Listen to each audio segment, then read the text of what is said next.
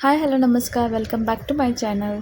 चला तर आज बनवूया अशी एकदम खमंग अशी बटाट्याची चटणी किंवा पिवळा बटाटा. त्यासाठी मी एक कढई घेतली आहे. त्याच्यामध्ये 2 चमचे तेल टाकून 1 चमचा मोहरी टाकली आहे. मोहरी चांगली तडतडल्यानंतर त्याच्यामध्ये 1 चमचा जिरे टाकले आहे. जिरे चांगले व्यवस्थित तडतडून घेतले आहेत आणि त्याच्यात मी नंतर 4-5 हिरव्या मिरच्या, आले आणि 4-5 लसूणच्या पाकळ्याची पेस्ट केलेली आहे, ती टाकलेली आहे. यामुळे तुमची जी चटणी आहे ती खूप छान लागते. हे नक्की ट्राय करा. त्यानंतर ते व्यवस्थित तेलामध्ये परतून घेतली आहे हिरवी मिरची, म्हणजे तिचा कच्चापणा निघून जाईल. त्याच्यानंतर मी 2 मिडियम साईजचे कांदे उभे चिरले आहेत, ते टाकले आहेत आणि ते एकदम व्यवस्थित परतून घेत आहे तेलामध्ये. ही जी चटणी आहे ती तुम्ही तुमच्या मुलाच्या टिफिनला किंवा हसबंडच्या टिफिनलाही देऊ शकता किंवा घरी कधी खाण्यासाठी पण खूप छान आहे. कांदा व्यवस्थित परतून घेतल्यानंतर त्याच्यामध्ये 1 चमचा हळद टाकलेली आहे. हळद टाकून परत एकदा आपण सर्व मिक्स करून घेतो. मिक्स करून झाल्यानंतर मी आधीच बटाटे उकडून सोलून ते कापून ठेवले होते. नंतर ते बटाटे मी यामध्ये टाकत आहे.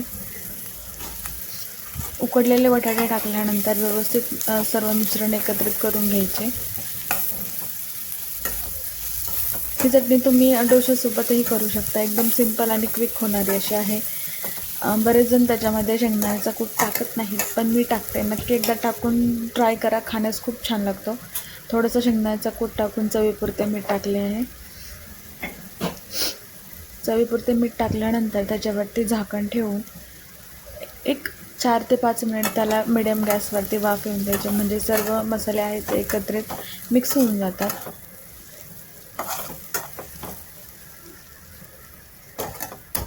अशा प्रकारे गॅस लो करून आपण त्याच्यावरती झाकण ठेवून 4 ते 5 मिनिट ठेवलं होतं. तर याच्यासोबत खाण्यासाठी मी पुऱ्या करत आहे.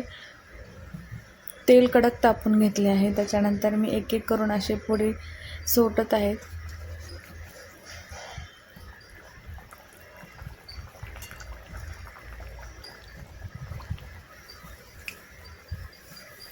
पुरी दोन्ही साईडनी टम्म फुगावी यासाठी हळूहळू त्याच्यावरच्या साईडला तेल असे टाकायचे, म्हणजे दोन्ही साईडनी पुरी आहे ते एकदम टम्म फुगते. हा जो कॉम्बो आहे बटाट्याची चटणी आणि पुरी, हा खाण्यास एकदम छान लागतो.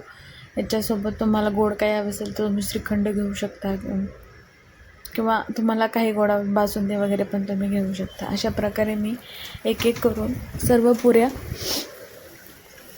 पुऱ्या ज्या आहेत त्या तळून घेत आहे. बघू शकता तुम्ही कशा पुऱ्या एकदम टम्म फुगत आहेत. गरम गरम पुरी आणि ही बटाट्याची चटणी खाण्यास खूप छान लागते.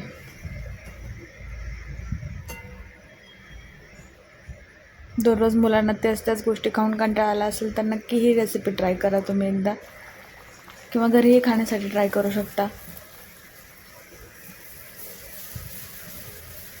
अशा प्रकारे मी सर्व पुऱ्या तळून घेतलेल्या आहेत आणि आपली साईडला भाजीही तयार झालेली आहे. गॅस ऑफ करून तुम्हाला मी भाजी दाखवते.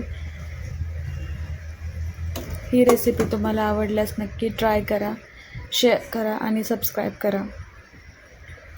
एकदा रेसिपी नक्की ट्राय करून मला कमेंट करून नक्की सांगा की तुम्हाला रेसिपी कशी वाटली ती. थँक्यू.